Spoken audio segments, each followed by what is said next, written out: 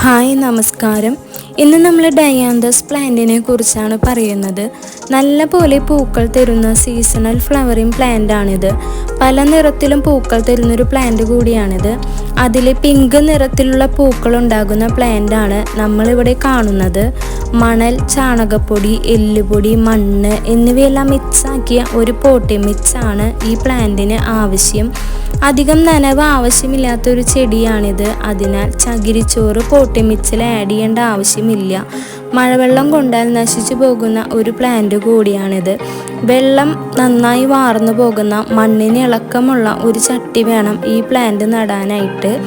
Over sunlight ഇഷ്ടപ്പെടാത്ത plant കൂടിയാണിത്. ഈ പ്ലാന്റിൽ കൂടുതൽ ഫ്ലവറിൽ ലഭ്യമാകാൻ പൂക്കളുണ്ടായി കഴിഞ്ഞതിന് ശേഷം ആ ഭാഗം ഒന്ന് കട്ട് ചെയ്ത് കൊടുക്കുന്നത് കൂടുതൽ പൂക്കൾ തരുവാനായിട്ട് സഹായിക്കും. ഈ പ്ലാന്റിൻ്റെ അടിഭാഗത്തായി പഴുത്ത അല്ലെങ്കിൽ ചീന തരത്തിലുള്ള ഇലകളെല്ലാം മാറ്റി കൊടുക്കുന്നത് ചെടി നശിച്ചു പോകാതിരിക്കാനും ഏറെ സഹായിക്കും. നമ്മുടെ ഗാർഡനെ നന്നായി ഭംഗിയാക്കാൻ സഹായിക്കുന്ന ഒരു ഫ്ലവറിങ് പ്ലാന്റ് കൂടിയാണിത്. 3 മാസം കൂടുമ്പോൾ ഫെർട്ടിലൈസർ കൊടുത്താൽ പ്ലാന്റിന് നല്ല ഹെൽത്തി ആയിരിക്കാനും നല്ല പൂക്കൾ തരുവാനും കൂടുതൽ സഹായിക്കും.